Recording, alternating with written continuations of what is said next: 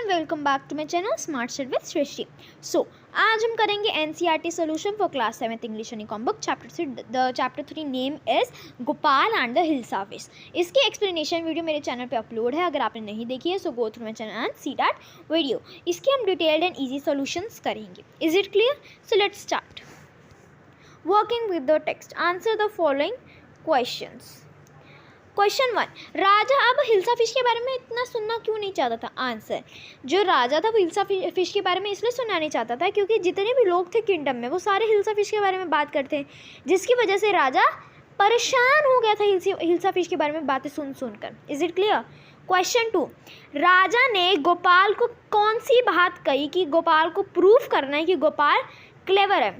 राजा ने उसको कहा कि भाई गोपाल तुम बहुत बोलते हो ना, मैं क्लेवर इंसान हूँ, है ना, तो तुमको ये प्रूफ करके दिखाना है कि तुम क्लेवर हो, तो तुमको क्या करना होगा, तुमको एक चैलेंज देता हूँ, तुमको पॉसिबल है तो as much as possible try करो कि तुम हिल्सा फिश खरीद के लाओगे किसी को कुछ बोले बिना, बताए बिना, ठीक है।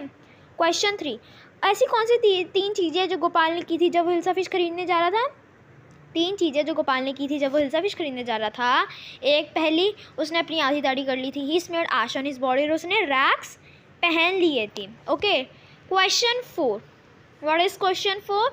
गोपाल पैलेस के अंदर कैसे गया? जब वो फिश लेके आया था गोपाल पैलेस के अंदर ऐसे गया, पहले तो उसने गार्ड को बोला मुझे अंदर जाना है, राजा से मिलना है, तो गार्ड ने उसको अंदर जाने से रोक दिया कि नहीं तुम अंदर नहीं जा सकते। तो गोपाल नाचने लगा, बहुत तेज तेज गाने गाने लगा, तो राजा ने ये सारी आवाज़ सुनी और उसने गोपाल को अंदर बुला लिया, तो ऐसे गोपाल अंदर गया, ठीक है। क्वेश्चन 5, एक्सप्लेन करना है कि कोई इंटरेस्टेड क्यों नहीं था जब गोपाल हिल्सा फिश लेके आ रहा था? सबको इंटरेस्टेड नहीं था बिकॉज हुआ क्या था कि जैसा गोपाल ने अपना हुलिया बनाया हुआ था ना, इसलिए इसकी वजह से सब उस पर ही ध्यान दे रहे थे, सब गोपाल को ही देख रहे थे कि गोपाल को हो क्या गया है, तो कोई हिल्सा फिश पे ध्यान ही नहीं दे रहा था इसकी वजह से, और सब सरप्राइज हो गए थे ना कि इसने क्या अपना हुलिया बना लिया है, इसकी वजह से सब गोपाल को ही देख रहे थे, कोई हिल्सा फिश को देख ही नहीं रहा था। यस, तो इससे पता लग गया कि वो खाली उसको देख रहा था, क्या नाम है, जो लोग किसको देख रहे थे, खाली गोपाल को देख रहे थे, तो सबने खाली गोपाल पे ध्यान दिया, हिल्सा फिश पे किसी ने ध्यान ही नहीं दिया इसकी वजह से। चलो next question, question 6, true and false. Okay, इसके आंसर्स हमारे इधर गिवन है। Okay, the king lost his temper easily, true. Gopal was a mad man, false. Gopal was a clever man, true. Gopal was too poor for decent clothes, false. The king got angry when he was shown to be wrong, false. Okay, next question. What is next question? Question 1, notice how in a comic book there are no speech marks when character talk. Instead, what they say is put in a speech bubble. However, if we wish to repeat or report what they say, we must put into a reported speech. Change the following sentences in the story to reported speech. The first one has been done for you. तो पहला हमारा हुआ है, तो हम second से start करते हैं। ओके, तो इसके आंसर्स भी हमारे यहाँ गिवन है। ओके, क्वेश्चन 2 फर्स्ट तो वहाँ पढ़ा है ना, why is your face half shaven?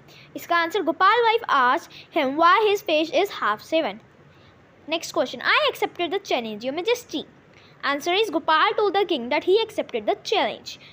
Next question, I want to see the king. Answer is, Gopal told the guard that he wanted to see the king. Bring the man to me at once. The answer is, the king ordered the guard to bring the man to him at once. So एक चीज़ समझ लीजिए, जो हमारा question है ना वो हमारा present में, I want to see the king, वो हमारा प्रेजेंट में हो गया, ठीक है।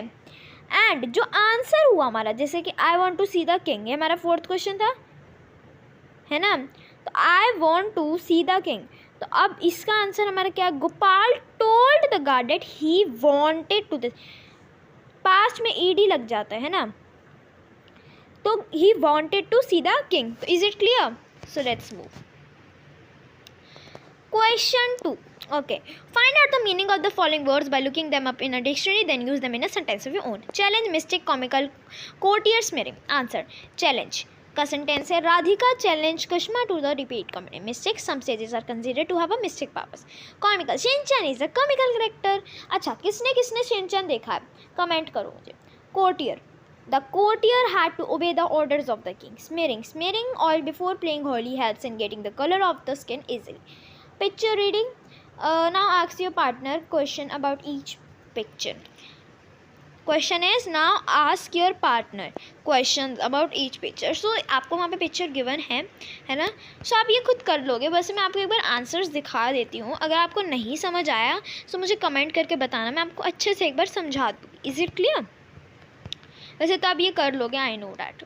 Okay, question 3 now right the story in your own words, give it a title. अब जैसे वो स्टोरी दी, हमें अभी अपनी एक स्टोरी बना के लिखनी है, जैसे कि ठीक है, हमें एक स्टोरी बना के लिखनी है, तो गिव इट अ टाइटल मतलब उसको एक नाम देना है उस स्टोरी को। हमारा यहाँ पे क्या नाम दिया हुआ है? Horns and legs. सो क्या हमारा नाम क्या दिया हुआ है यहाँ पे? Horns and legs. स्टोरी का क्या नाम दिया हुआ है? Horns and legs. सो इसका आंसर है ये पूरी स्टोरी, आई मीन, ठीक है।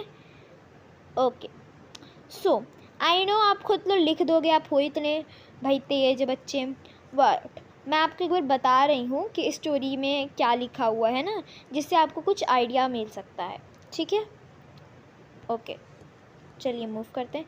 Question 4 complete the following word letter with the help. ये क्वेश्चन था, but we have to do the answer of it. So अपना आंसर यहाँ पे है। Okay, so cross site, what the answer is? So cross side, tiny ear, roof, street. Okay, so ये तो यहाँ पर है ही आंसर्स, तो मैं आपको क्या ही बताऊँ।